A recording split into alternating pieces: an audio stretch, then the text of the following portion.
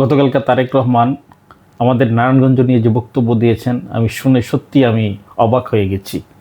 আমাদের নারায়ণগঞ্জে মাদকের একটা সমস্যা আছে, এটা আমরা জানি। মাদকের করাল গ্রাসে নারায়ণগঞ্জে শেষ হয়ে যাচ্ছে, এটা জানি।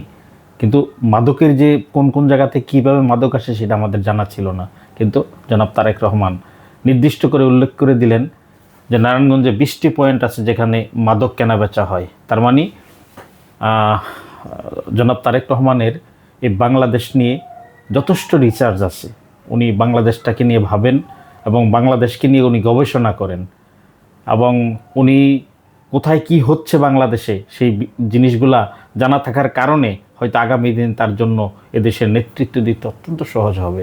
এবং যেই জায়গার ভিতরে প্রবলেম হচ্ছে, এই প্রবলেমগুলোকে ফাইন্ড আউট করে এগুলাকে সলভ করা, এবং যেখানে যেটা দিলে সুবিধা হবে সেটা সেখানে দেওয়া, সেই বিষয় নিয়ে কাজ করা, এটাই তারেক রহমানের আগামী দিনের নেতৃত্বের যে একটা কারিশমা, নেতৃত্বের যে একটা পূর্ণতা, সেটাই তৈরি হবে বলে আমি বিশ্বাস করি।